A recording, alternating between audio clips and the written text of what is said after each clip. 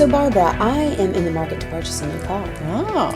Yes, I'm very excited about this. But before I really figure out what kind of car and, if I can do new or used, I would really like to figure out what kind of payments it would generate based on the percentage rate that I'm looking at doing a loan for, and how long I'd like to pay for this. Okay. So we've looked at some of these different formulas. We looked at some in average. Is there something that could help me figure that out? Sure. There are a whole slew of financial functions, and what you're looking at is just a simple loan. So we're going to go in and look at the financial functions, and I'll show you there's one called the payment function. Okay. So first, let's go up to our ribbon. All right. And we're going to go to the Formulas tab. All right.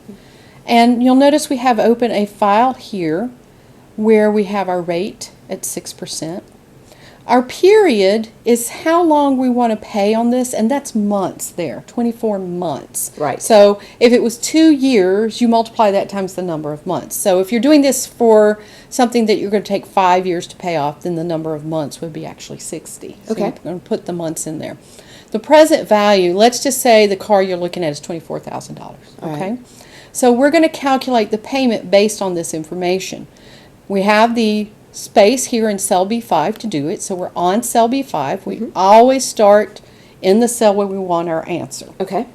Now we go back up there to that formula tab, and you'll notice in your functions the financial option. Click on that drop down. Oh, and okay. here are our financial functions. Notice we do have the insert function option down at the bottom of the list, so if we get stumped, we can always go there. But also, we're looking for the payment, which is PMT. Oh, okay. So let's just scroll down. There it is. I think, nope, no, that's not it. My eyes are getting old. There it is, PMT. So let's just click on that. And notice, by the way, it told you what it did. Right, yes. But we've popped it up, and it tells us here, too. Calculates the payment for a loan based on constant payments and a constant interest rate. So this is not a compound loan. This is just simple interest loan. Okay, Okay? that's what I want. And our cursor is currently in rate. And notice it tells you below that the rate is the interest rate per period for the loan. So, for example, 6% divided by 4 for the quarterly payments at 6% APR. All right.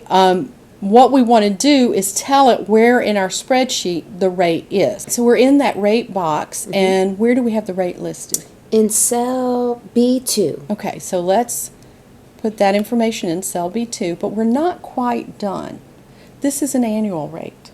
Okay. So notice our description says, for example, use 6% divided by 4 for quarterly payments. Well, we're doing monthly payments, so we're going to have to divide B2 by 12.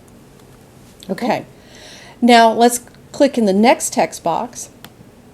And this is our net period. So how long are we paying on this loan? And where do we have that information? We have that here in B3. I wanted to start with a 2-year loan. Right. And this talks about the total number of payments for the loan. So we mentioned that 2 years is 24 payments. So we'll click on that cell. Okay. And then PV, the next field, stands for present value, the amount that you are borrowing. Okay. Okay? And we have that where? In cell B4. Correct. 24,000. Right. Now, before we go any further, notice those 3 fields, their titles are in bold. Rate, NPER, and PV. The other 2 are not in bold. Okay. They're optional. If you click on FV, future value. So if there's a cash balance you want to attain after a last payment is made, this may have more to do with you putting money into a savings account. Okay. All right. Let's click on type.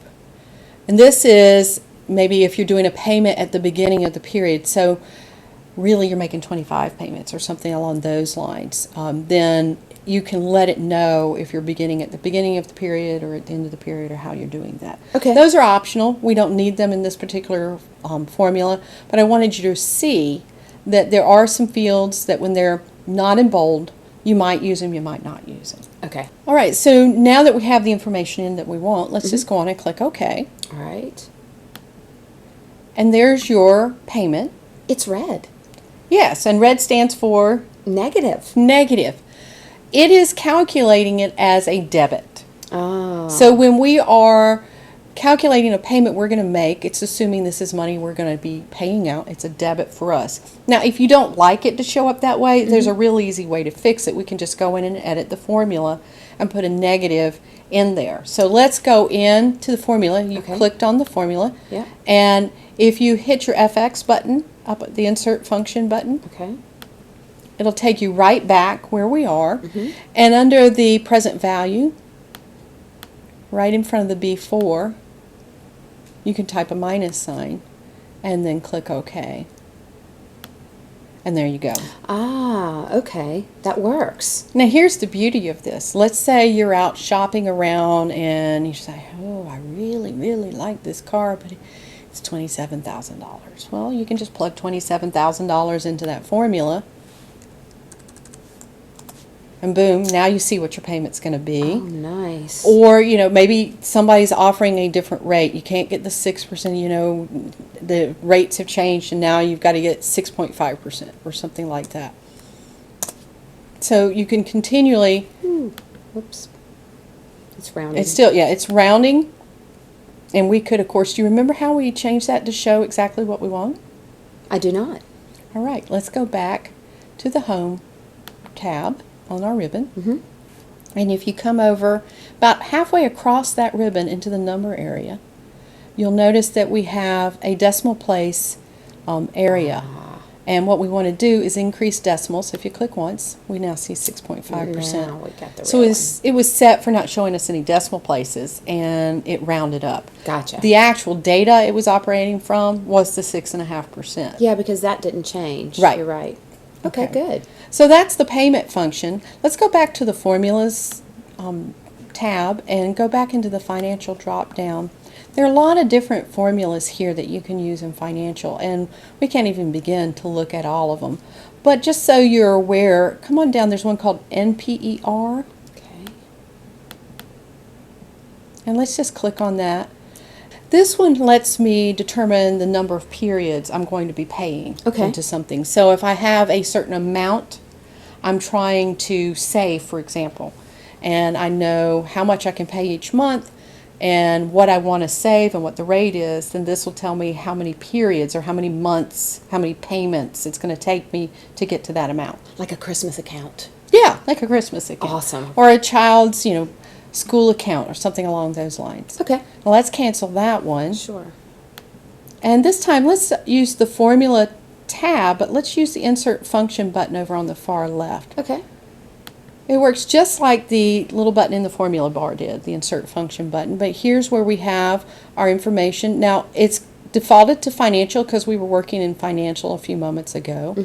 And there, as you can see, so many different ones in here. Let's scroll down. A lot of these, if you don't know what they are, click on them, just find out what it means. FV is a future value of an investment and looks at, you know, constant payments and a constant interest rate. There's one called PV. Let's go down and find PV. There it is. PV, it's the present value of an investment. So the total amount of future payments that it's worth now. You have rate if you're trying to figure out what rate you need for a particular payment you're trying to make. There's so many different ones in here. So my suggestion to you is if you're looking for something in a financial environment, it's probably here. Okay. But as you can see, there are quite a few functions, so you would have to go through and look. And one of the things I really, really, really like about Excel's functions is if you notice up in the top right corner of the dialog box, next to the red X, there's a question mark. So if you select a function and you don't really know what to do with it, you can always go click on the question mark. Okay. And help will help you out. Great. There's also a link at the bottom left corner that says help on this function. So either way, up or down, you can find assistance from Excel. Oh, that's great. Okay, so those are your financial functions. Okay.